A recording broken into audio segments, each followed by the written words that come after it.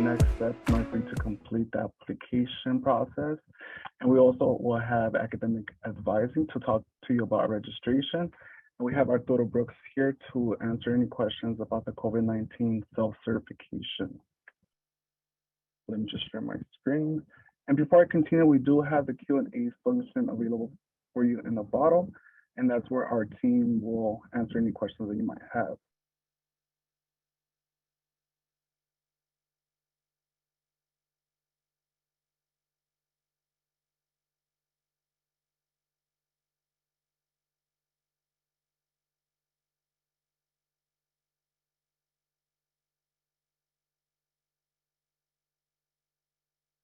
Can everybody see my screen?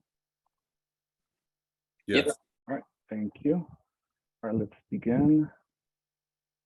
So first we'll talk to you about how to accept and decline your admissions. We have extended the deadline for first-time freshmen and transfer students. So the deadline for first-time freshmen in order for you to accept and decline your admissions is May 16th. First, you will need to log into your MyCutie account and put your credentials. Once you're at your account, you'll click My Tasks. Then you'll click Accept Decline Admission. And then you'll click Accept Decline Your Admissions Offer. Only admitted students will be able to proceed. So if you have not received a decision, please get in contact with our office as soon as possible. And I'll provide you the contact information at the end. Then you click Next. Make sure you do turn off pop-up blockers before proceeding, or you will not be able to continue. And this is where you decline and accept your admissions. Click Accept to continue. So once you confirm, you must continue to pay your enrollment confirmation deposit. And this will finalize the acceptance towards admissions. And then you'll click Pay ECD Now. Some students, they get this waived, and your account will provide you information if you did get it waived. This, for students that are required to pay the deposit, this is non-refundable and non-transferable. So you can't transfer it to another CSU, or if you change your mind, you can't request a refund. This is added towards your tuition. So this is $100 less that you will have to pay towards tuition, or if you receive enough financial aid, so it's $100 more that you'll receive back. You'll click Next. You'll click Make a Payment on the left. You'll click Enrollment Confirmation Deposit. And then you will add it to your basket. So you'll click Add to Payment. And you'll scroll down to Continue. Click Continue. In this page, you will enter your payment information. Click Continue. Then you'll select, if you select credit or debit, you will need to acknowledge the service charge.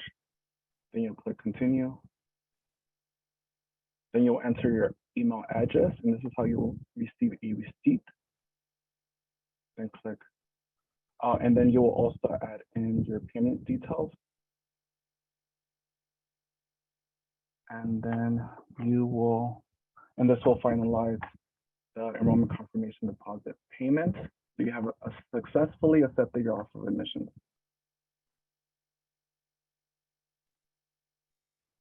Right. The next step is how to submit transcripts. So we will request final transcripts from you. So this is once you receive your final grades for the spring term. There is a deadline, and that is July 15th. So there's two ways for you to submit transcripts. You can send them to us as a physical copy or as an electronic copy.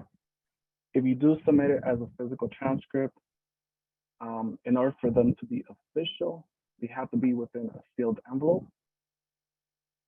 You can bring it in person to the main campus, and we are located in University Hall, room 107. If you decide to submit it to the Palm Desert campus, you could also bring it in person. You will just deliver it to the Mary Stuart Rogers Gateway building inside the lobby. If you send it by mail, this is our address. Just keep in mind, it does take roughly 2 or 3 weeks for us to receive it by mail. And then there's the electronic transcript that we also receive. We do recommend this one because it's a lot more secure and it's fast for us to receive. In order for them to be official, they are sent through a third party. And for example, it can either be Parchment, Navion, Zap, Credential Solutions.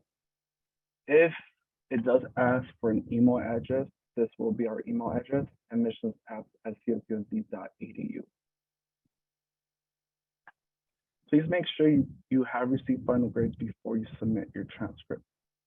And for incoming high school students, also make sure that it also has a graduation date on there. We have received transcripts that does not have graduation dates, and at that point, it'll be considered unofficial. These are important dates. So again, we have extended the enrollment confirmation deposit. So for first-time freshmen, the new deadline is May 16th. For any transfer students, the deadline is June 1st. Once you accept your offer of admissions, you will be requested to register for orientation. And orientation is the days that we help students register for classes and also receive information about the services that we offer at Cal State San Bernardino.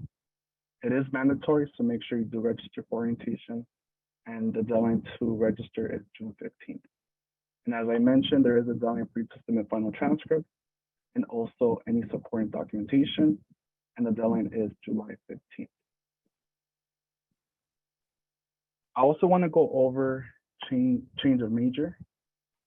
So if by any chance you decided on another major, we do provide students that option. You will do this through our website, and I will show you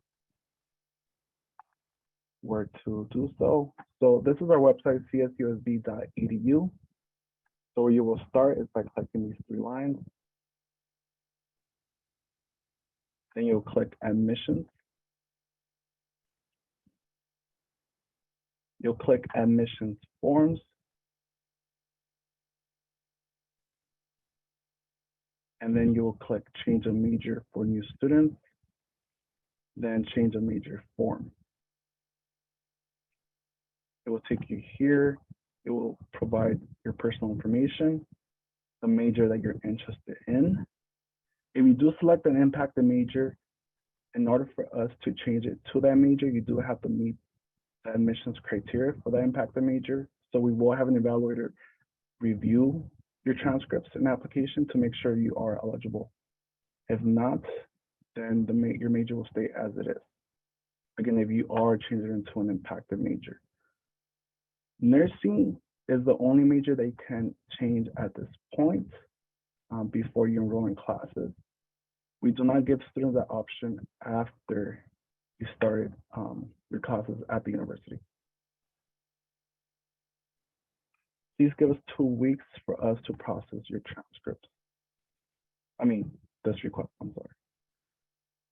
Actually, in regards to processing anything, at least provide us 2 weeks. So even for transcripts, once we receive your transcript, in order for that to reflect on your account, on your to-do list as completed, at least provide us 2 weeks. It may take us longer, especially if you submit it close to the deadline, because that is when most students do submit their transcript.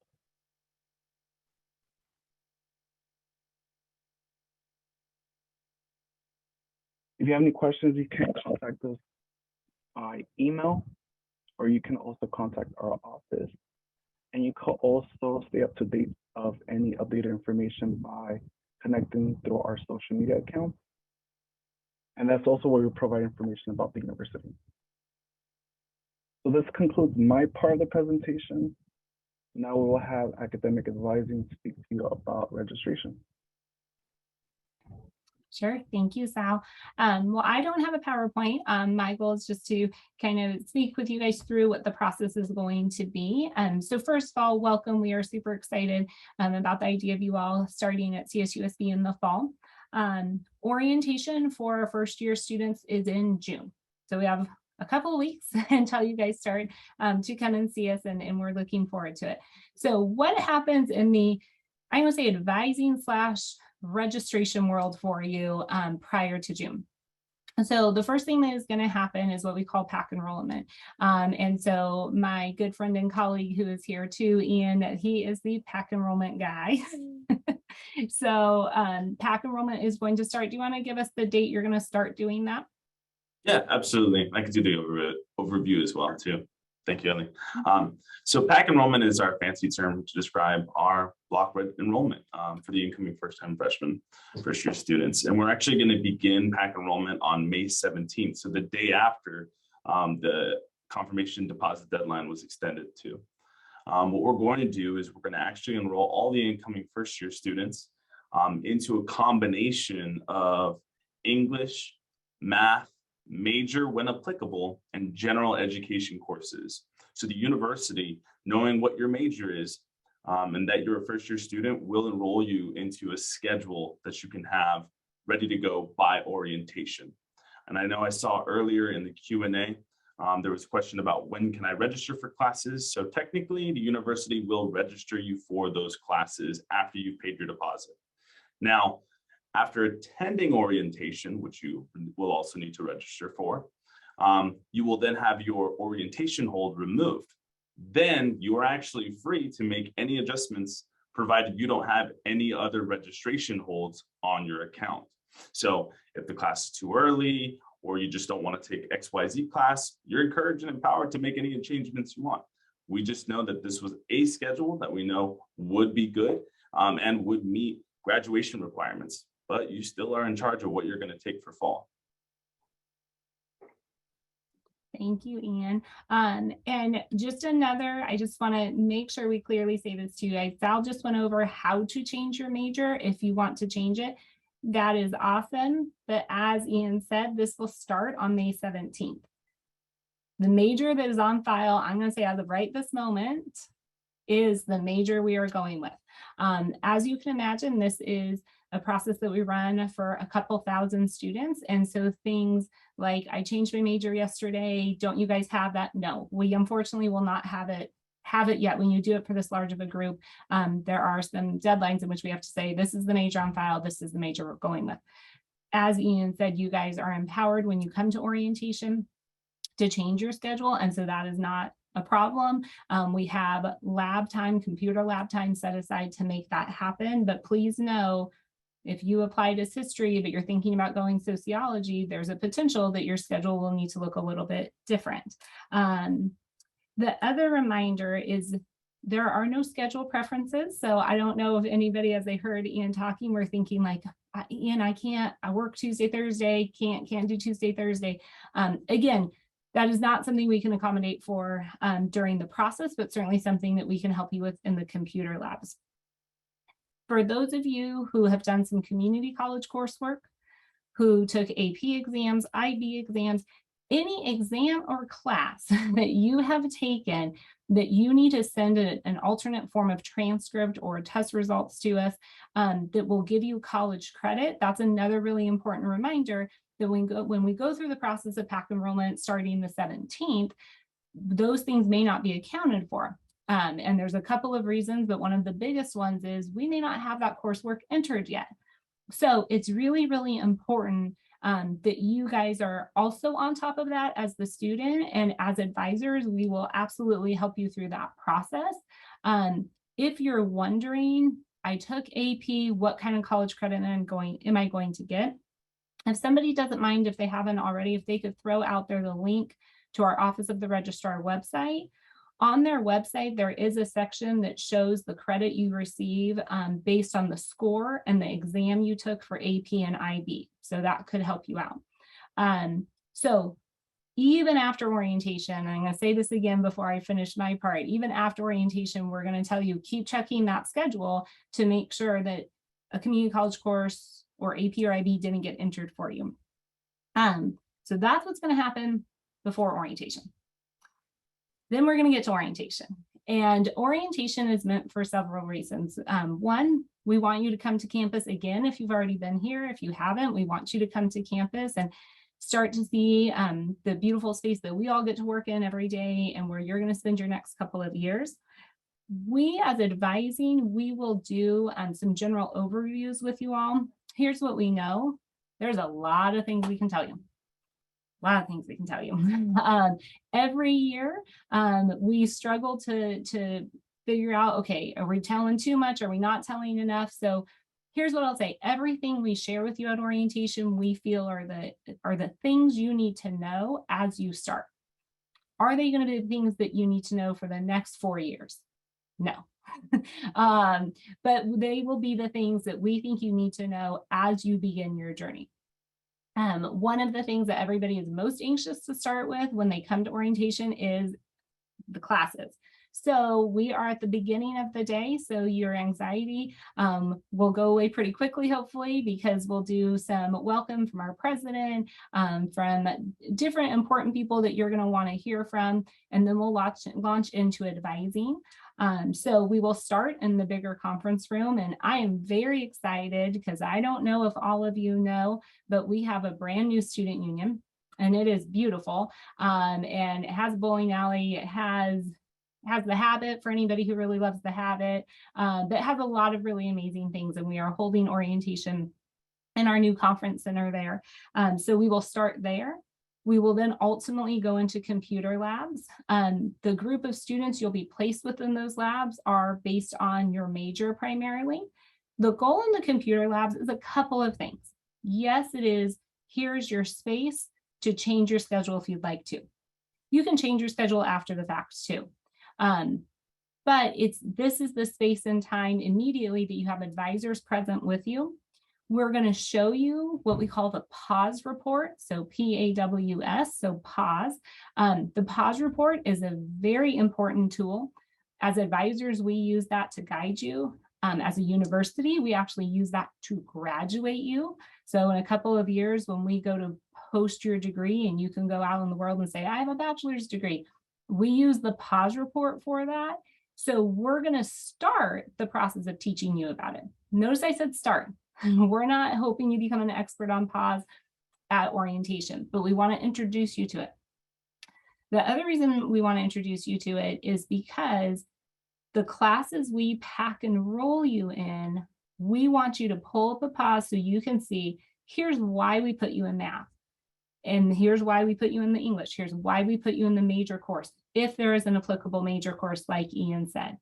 We have some majors that have a lot of lower division coursework that you would take as a freshman and a sophomore. We have some majors that don't. And so you primarily take general education only in the first 2 years.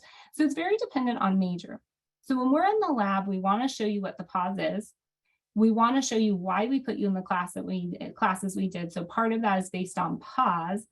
Part of that is actually based on what we call a roadmap. And a roadmap is the guide provided by the department to say, here's when we think students should take these courses in our major. And that is part of the guide and the tool that Ian uses in the PAC enrollment process.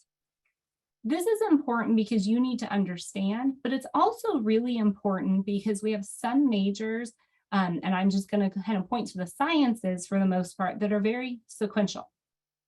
And so what we don't want you to do is we don't want you to decide, you guys put me in that biology class. I'm just not an 8 a.m. person. Well, I understand that. I'm sure we could get some hand raises from our staff here of like, who's not a morning person. But for some majors, we need you to understand that if you decide I'm not going to take that class at 8 a.m., I'll just wait till the spring term. We want you to understand that there's an impact to that decision, and that impact can delay your time to graduation. So we're going to talk to you about roadmaps. We're going to talk to you about the pause report. We're going to show you where in My Coyote you can actually start to play with your schedule. So if you wanted to swap a class, so that's a term we want you to know is swap. So swap indicates Ellie, I don't like that bio class at 8 a.m., but there's a 2 p.m. bio class and I'd rather take that one. Well, instead of dropping the class, we want you to swap the 8 a.m. for the 2 p.m. And in doing that process, it makes sure that if the class you're swapping into got full in the process of doing it, because it's all real time, if it got full, then it didn't drop you from the 8 a.m. So we're going to do things of that nature in the actual computer lab. After orientation, this is when you guys can continue to change your schedule around if you want. I'm not saying we're discouraging it, but I'm not encouraging it either, because there is a purpose behind what we did. So I would say after orientation, it's natural that you're going to have some questions in general. They may not even be registration questions. They might be other types of questions. And you may not know, where do I go? Where do I go if I have this question? I would always tell you, start with an advisor.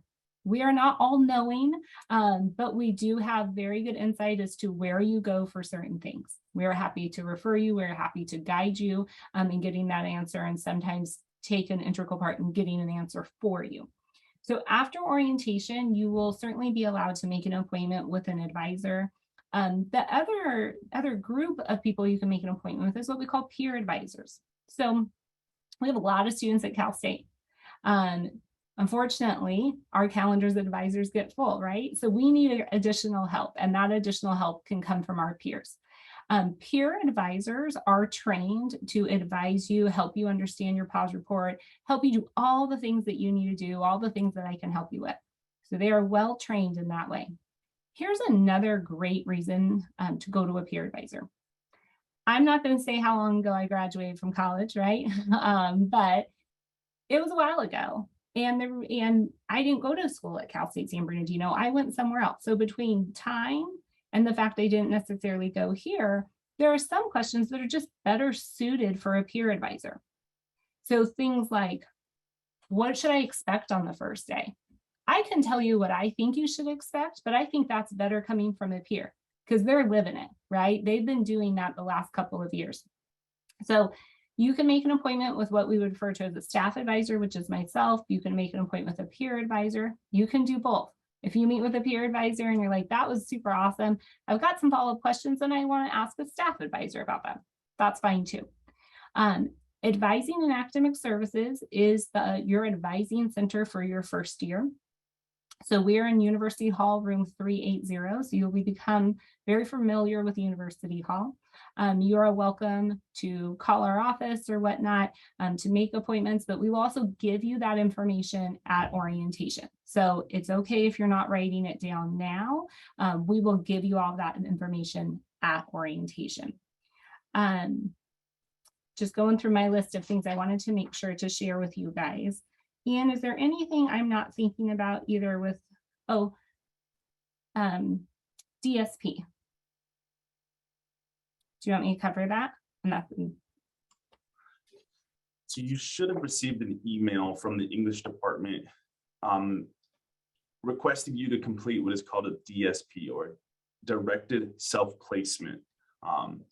What that survey is intended to do is to take a look at what you have done in terms of your written communication, and where your strengths and where your strengths and weaknesses are as a writer, and also where you feel like you would be best prepared to take written communication at the college level.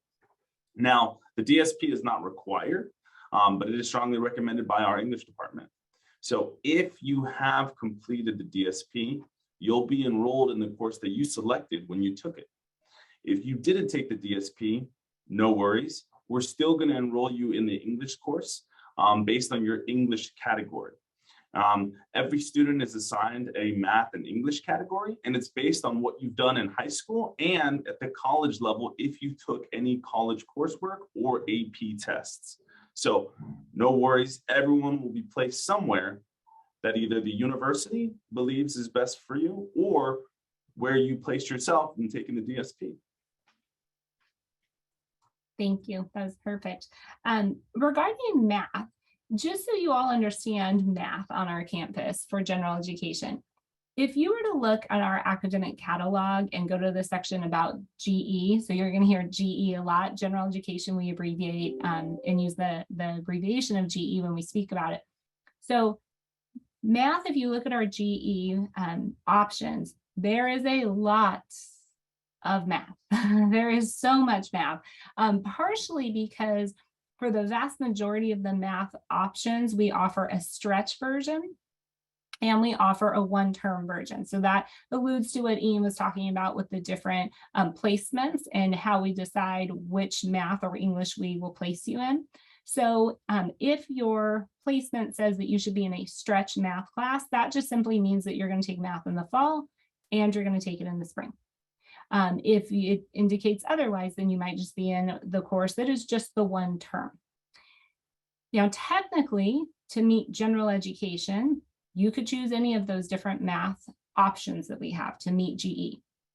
However, some majors, well, I should say this, all majors have a recommendation. All majors have a recommendation as to which math might be best given the major. Some majors, the recommendation I would say is a little bit more fluid. Here's the recommendation, but if you really wanted to take calculus, even if you don't need it, go take calculus, right? But some majors are very specific. And so they need you to take calculus because either they require that in their major or they require a next math class that required calculus. So it's either they're suggesting it either out of from the basis of a requirement or from the basis of a knowledge, okay, or basis of knowledge and what you need to know. So if you take a look at your math and you are wondering, why did you put me in this instead of this? Again, that goes back to those conversations in the lab. We will show you why, but sometimes it's not always obvious. We have some majors that will require that you take math 1601, but to take that, you need 1401 first. So there's a method to that madness that is not always obvious, but math can be some of the confusing one just with so many options. So just want to make sure we said that. I think we forgot to mention for PAC enrollment, if we have any of our Palm Desert students here, the goal is to put you in Palm Desert campus courses. That is the goal. That is what we will do everything we can to attempt to do, but it is possible that you might end up in a course that is on the San Bernardino campus. Did I get that, Ian? You want to add to that? Yes, no, 100%. And that is a commitment, and that is something that we're still working on with the departments to try to make sure that we can accommodate every student with a Palm Desert class. Now, again, you'll be given a schedule that is what we believe will set you up for success. But we don't know what your transportation situation is. We don't know what your work life is. We don't like any of those things. We only know you as an incoming student based on your major, English category, and what campus you selected. That's all that our systems can accommodate, right? So while it is within our commitment to get you every single class at Palm Desert, if you have a San Bernardino campus course, you're more than empowered to go ahead and swap that for something else. Now, if it's a major course, I highly recommend you consult with your advisor to see what does this do for me in terms of my timeline to graduation, right? Especially with those major classes and math classes if you're placed in a stretch sequence, because the stretch sequences require a full year in order to meet the requirement for graduation. And particularly if you are in a STEM discipline, your math is going to be a prerequisite for major courses. So the more we delay math, the more we delay graduation because we can't take those major classes. Thank you for adding that. That's awesome. One thing I just thought of when you were talking about Palm Desert, and then I want to check questions and check time, Sal, because I don't know where we are with time. But for Palm Desert, just so you guys understand that there are differences between the San Bernardino and Palm Desert campus, right? Like size is one of them. But what I want to mention is capacity. And what I mean by that is at the Palm Desert campus, we have specific roadmaps for the Palm Desert campus. So for example, if you are administration management, that's your major, there'd be a Palm Desert roadmap and there'd be a San Bernardino roadmap. So you might go, why are there two different roadmaps? Aren't you guys the same school? Yes, we are absolutely the same school. And the requirements are the same for that degree, regardless of the campus you attend or primarily attend.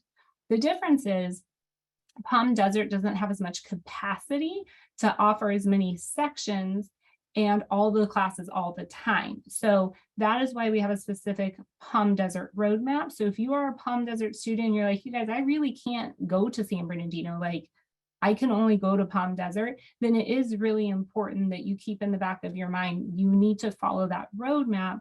And if you need to do something different than the roadmap suggests, not a problem at all. I would just encourage you, talk to our advisors that are specific to the Palm Desert campus. So we have the advisors here at the San Bernardino campus, and then we have a team of advisors at Palm Desert. For example, could I advise a Palm Desert student? Absolutely, absolutely. However, we have our Palm Desert campus advisors because they are so intertwined in that they know, oh shoot, you can't take that management class this term. Here's how that's going to impact you. And right away, they can rattle all that off. So just wanted to say that too. Sal, do we have questions? I want to make sure I give time to the other things that we need to do. Those were the big things I had on my list.